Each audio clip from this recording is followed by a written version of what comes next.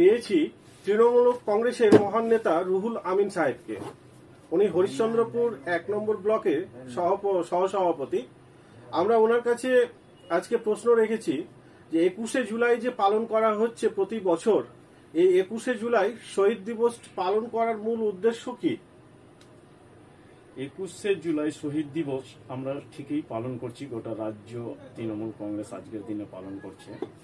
1993 সাল তৎকালীন আজকের যিনি মুখ্যমন্ত্রী, আমাদের মুখ্যমন্ত্রী, তৃণমূল কংগ্রেসের মুখ্যমন্ত্রী মাননীয় মমতা ব্যানার্জি, তিনি তখন জাতীয় কংগ্রেসের যে যুব কংগ্রেস রয়েছে তার যুব প্রদেশ কংগ্রেসের সভাপতি ছিলেন।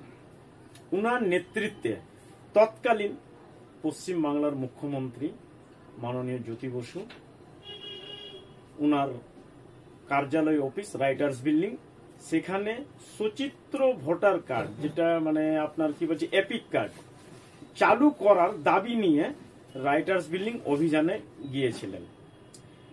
রাইটার্স বিল্ডিং অভিযান যাওয়ার পথে মেয়র রোডে তৎকালীন পুলিশ মন্ত্রী রাজ্যের বুদ্ধদেব ভট্টাচার্য ছিলেন।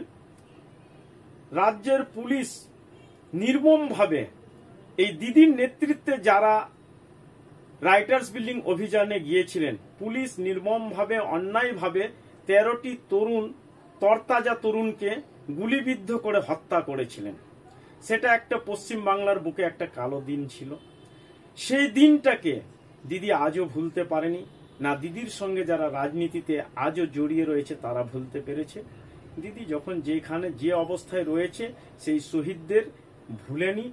তাই 21শে জুলাই শহীদ স্মরণে কলকাতা প্রতিবার একটা জনসভা হচ্ছে ধর্মতলায়, এবং সেখানে বাংলা থেকে হাজার হাজার কর্মী সমর্থক উপস্থিত হচ্ছে। এটা তো অ্যাকচুয়ালি কংগ্রেসের কর্মসূচি বলতে পারি। হ্যাঁ, কথাটা ফেলে দেওয়ার নয় যে এটা কংগ্রেসের কর্মসূচি, যেহেতু দিদি তখন জাতীয় কংগ্রেসে ছিলেন এবং জাতীয় কংগ্রেসের যে যুব কংগ্রেস তার প্রদেশ সভাপতি ছিলেন। তো দিদি 1994 প্রথম এই স্মরণ দিবসটা পালন করা হয়েছে, শহীদ দিবসটা পালন করা হয়েছে 1994 থেকে 1997 সাল পর্যন্ত। দিদি কিন্তু কংগ্রেসের প্ল্যাটফর্মে থেকে 21শে জুলাই শহীদ দিবসটা পালন করেছে।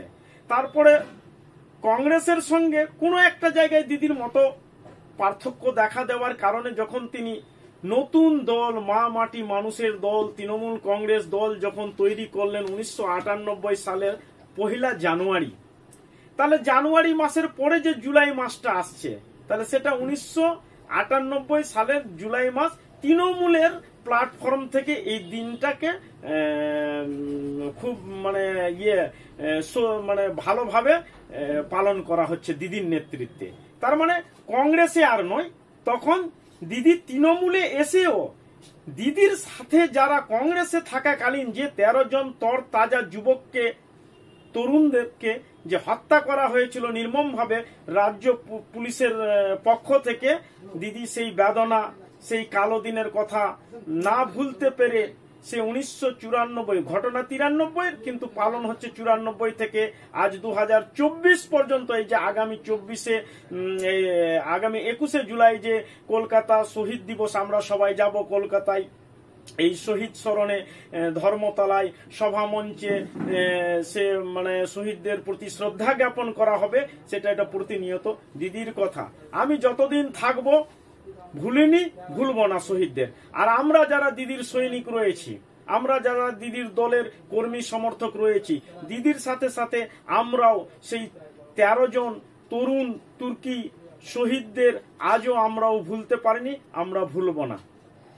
আচ্ছা, আপনারা এই শহীদ দিবস এটা ব্লক স্তরে বা জেলা স্তরে বা গ্রামগঞ্জে পালন না করে এটা কলকাতায় শহীদ দিবস একত্রিত হয়ে পালন করা হয় কেন? যেহেতু এটা আমাদের ঊর্ধ্বতন নেতৃত্বের সিদ্ধান্ত, দিদির সিদ্ধান্ত, তথাপি আমার যেটুকু মনে হচ্ছে এই ঘটনাটা একটা গোটা রাজ্যের বেদনাদায়ক ঘটনা, একটা কালো দিন, একটা শোকের দিন। তাই গোটা রাজ্যের মানুষকে এক জায়গায় একত্রিত করে দিদি প্রথম থেকেই সেই ধর্মতলাতেই এই শোক সভা পালন করে আসছে, স্মরণ সভা পালন করে আসছে এবং গোটা রাজ্যের মানুষ সেখানে গিয়ে উপস্থিত হচ্ছে এবং সকলেই সমবেত হয়ে সেই 13 জন শহীদের শ্রদ্ধা জ্ঞাপন করছে, শহীদদের নাম উচ্চারণ করছে, শহীদদের নামের যে তালিকা সেখানে রয়েছে সেখানে মালা দেওয়া হচ্ছে, ফুল ছিটানো হচ্ছে। আচ্ছা আচ্ছা আচ্ছা, এই শহীদ দিবস পালন করার যে আপনাদের যে মানে পালন করছেন, তাতে করে সেই সভা মঞ্চ থেকে অ্যাকচুয়ালি তৃণমূল কংগ্রেসের কর্মীদেরকে কি বার্তা তুলে দেওয়া হয় সভা মঞ্চ থেকে? দেখেন, 1994 সাল থেকে 2023 সাল পর্যন্ত কলকাতার ধর্মতলায় শহীদ দিবস পালন হয়েছে। দিদির সেই 4 বছরের কথা বলছি, যে 1994 থেকে 97 পর্যন্ত যে 4 বছর তিনি কংগ্রেসে ছিলেন, তারপরে বাদ দিয়ে 1998 থেকে নিয়ে 2023 পর্যন্ত যেটা হয়ে গেছে, দিদি তৃণমূলের প্ল্যাটফর্মে থাকাকালীন আমরা যেটা দেখতে পেরেছি, দিদির বহুবার গেছি আমি ধর্মতলায় এবং আমাদের এখানকার যারা আমরা যাই, আমাদের থাকার জন্য গীতাঞ্জলি স্টেডিয়ামে একটা সুব্যবস্থাও করা হয়, প্রত্যেকবার করা হয়।